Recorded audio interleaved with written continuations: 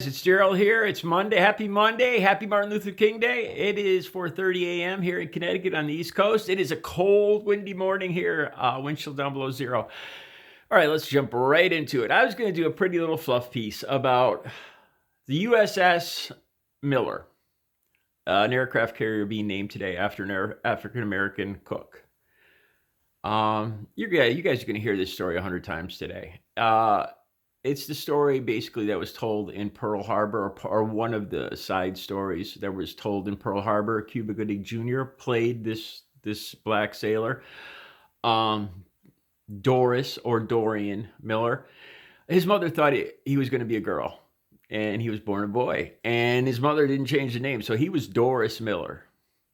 So that was his name, and it's a great story. And I did the story. The video is about 5 minutes. And I was like, you know what? These guys are going to see this story 100 times today. I memorized the names, the ranks, blah, blah, blah, blah, blah. And I was like, screw this. I'm going to go from the heart on this one. I'm just going to go right from my heart and make a video telling you how I felt when I saw this story. All right, what bothered me the most? How this guy grew up in Waco, Texas. They described Waco, Texas as the Deep South meets the Old West, right? That puts a fear into me. In 2020, a Connecticut Yankee, half Native American, half French Canadian, it puts a freaking fear into me, man. Just describing it like that. And they showed these pictures of the segregation, the segregated movie theaters, everything that existed in that town back then. Then they described how African Americans were treated in the Navy.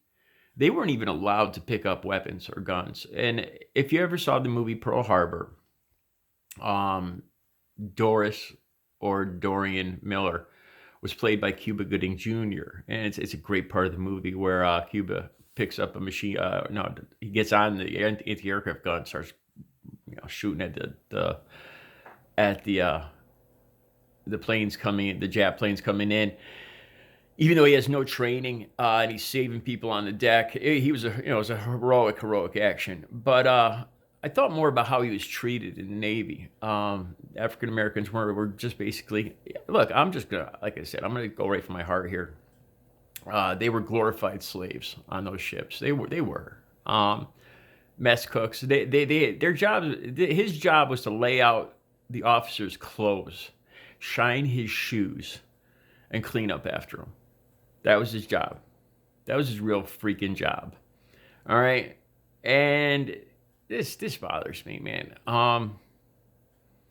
Bothers me because now Trump supporters these days talk about, I have heard this so many times, and it drops my mouth open every time I hear it, that there was no racism, there was no problem until Obama. I don't know what freaking world they grew up in. I don't know. Sometimes this is why I feel so strongly about this subject, because it feels sometimes like the cult of Trump and then the rest of us are on two different planets with two different histories. And when I see that they're so serious when they say this, I'm like, was one of us drugged or something? Because we have two very different remembrances of history, of our country, of everything, of Trump, of the whole, everything.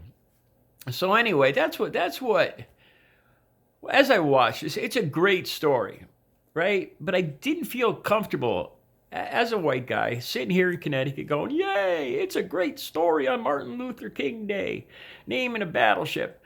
You know what? Because I'm not a black guy. I don't know, man. I don't know how if you want to know the story, you should probably ask a black guy and see how he feels, man. How does he feel about this mess cook being memorialized, being the aircraft carrier being named after him?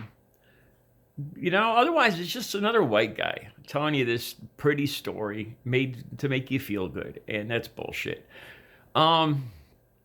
And then, you know what? I started thinking about my personal hero, and you guys, even some of you guys are probably going to get fired up on this, Collin Keapernick.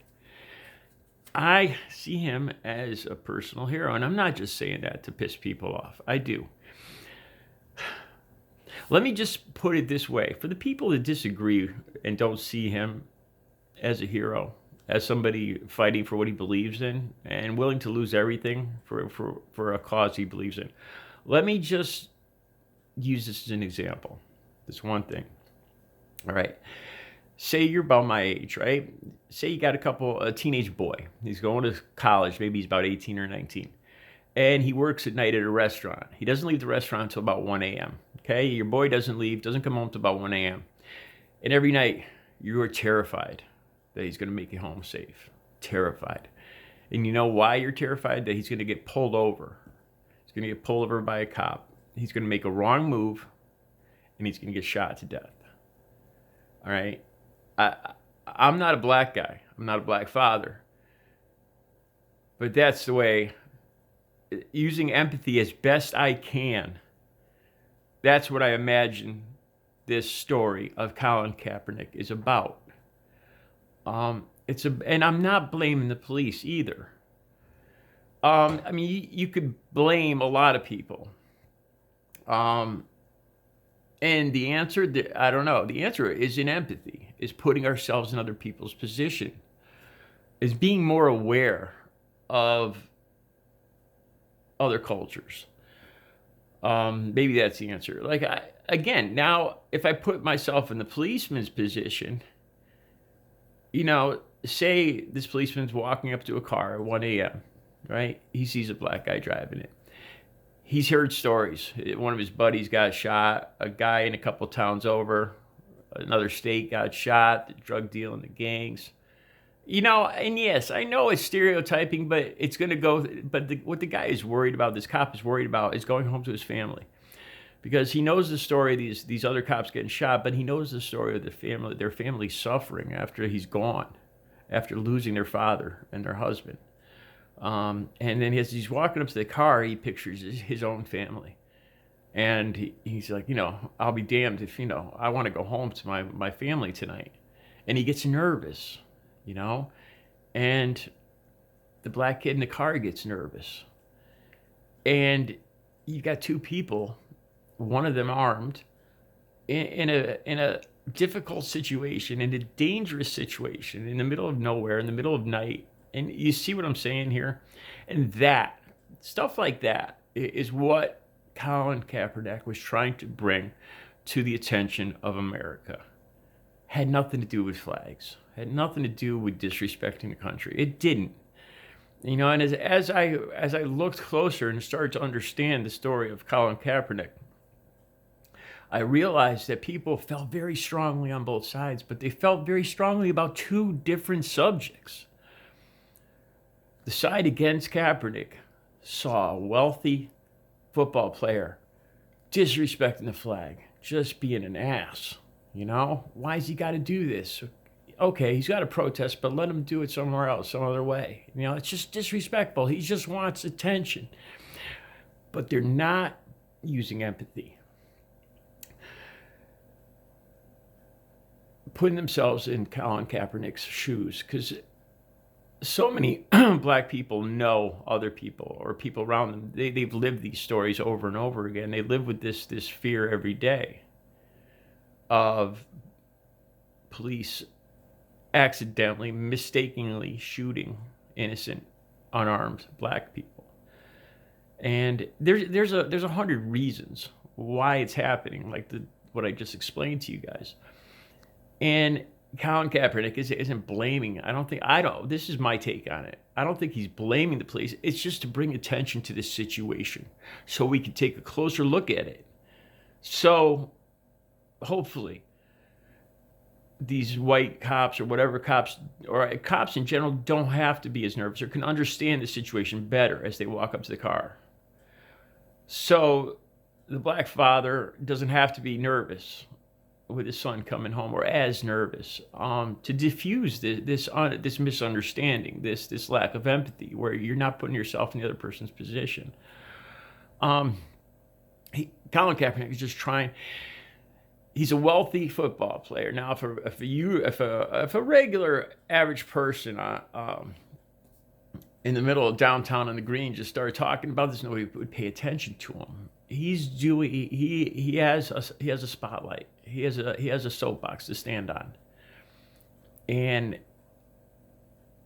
he decided, you know what? Instead of just using this to my advantage to make money, I'm gonna take a chance and I'm gonna speak up about something I believe in.